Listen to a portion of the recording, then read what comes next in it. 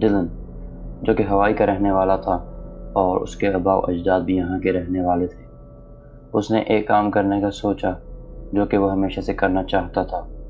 وہ ان سیڑھیوں پر چڑھ کر اوپر جانا چاہتا تھا جو کہ بہت ہی مشہور تھیں اور ساتھ ساتھ ان پر جانا غیر قانونی بھی تھا۔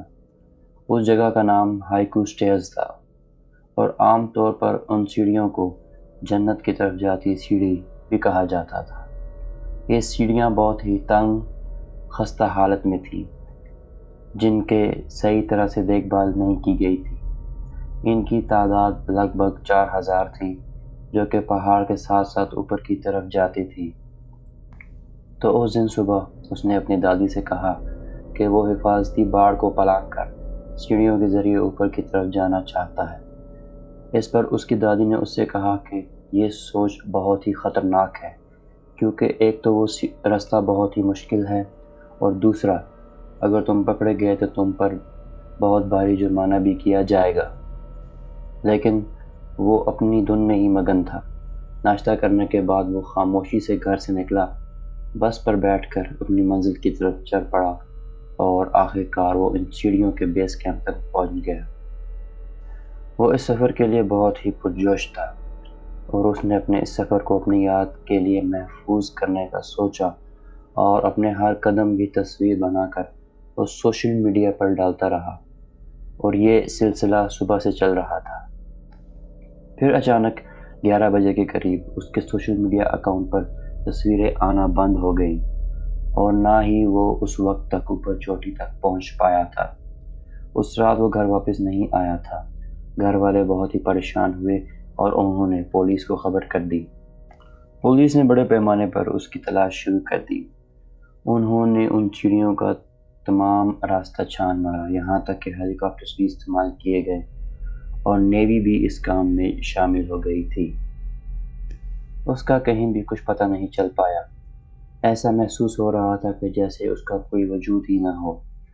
بہت دنوں تک اس کی تلاش جاری رہی لیکن کوئی کامیابی نہیں مل سکی، اور اسی وجہ سے اس کی تلاش کا کام بند کر دیا گیا اور یہی رائے قائم کی گئی کہ اگر آپ ایسے خطرناک جگہ جو کہ حکومت کی طرف سے بند کر دی گئی ہے ادھر جائیں گے اور وہ بھی بلا اجازت تو کوئی بھی حادثہ پیش آ سکتا ہے۔ تبھی اس جگہ کو بند کر دیا گیا تھا۔ ہو سکتا ہے کہ وہ اوپر جاتے ہوئے سیڑھیوں سے پھسل گیا ہو اور نیچے گر گیا ہو۔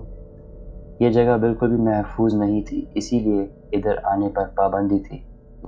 لیکن جب لوگوں نے ان تصویروں کو دیکھا جو کہ ڈلن اوپر جاتے ساتھ ساتھ سوشل میڈیا پر ڈال رہا تھا، انہیں کچھ ایسا نظر آیا جو چونکا دینے والا تھا۔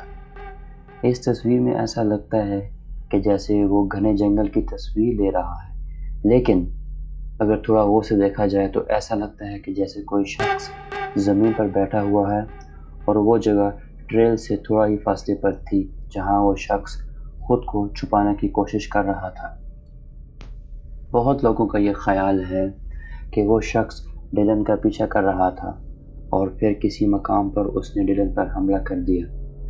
ڈلن پہاڑ سے گرا نہیں ہے، اسے وہ شخص یا تو اغوا کر کے لے گیا ہے یا تو اس کو مار دیا گیا ہے۔ آج تک ڈلن کے بارے میں کچھ بھی پتہ نہیں چلا جا سکا ہے اور نہ ہی اس نامعلوم شخص کے بارے میں پتہ کیا جا سکا ہے۔ اسی لیے کہتے ہیں کہ جن چیزوں کے گرد حفاظتی حصار بنایا گیا ہو اور ادھر جانے سے منع کیا گیا ہو تو اس کے پیچھے کوئی نہ کوئی وجہ ضرور ہوتی ہے۔ ہر بار اپنے دل کی سن کر کام کرنا ہمارے لیے خطرناک بھی ہو سکتا ہے، تو جان بوجھ کر ایسی حماقتوں سے پرہیز کریں کہ جن کی وجہ سے بعد میں آپ کو یا آپ کے گھر والوں کو پریشانی ہو۔ یہاں تک میرا ساتھ دینے کے لیے شکریہ۔ اگر آپ کو یہ ویڈیو پسند آئی ہے تو کمنٹس میں ضرور بتائیے اور ویڈیو کو لائک بھی کر دیجیے۔ مزید اس قسم کی ویڈیوز کے لیے چینل کو سبسکرائب کرنا مت بھولیے۔ شکریہ۔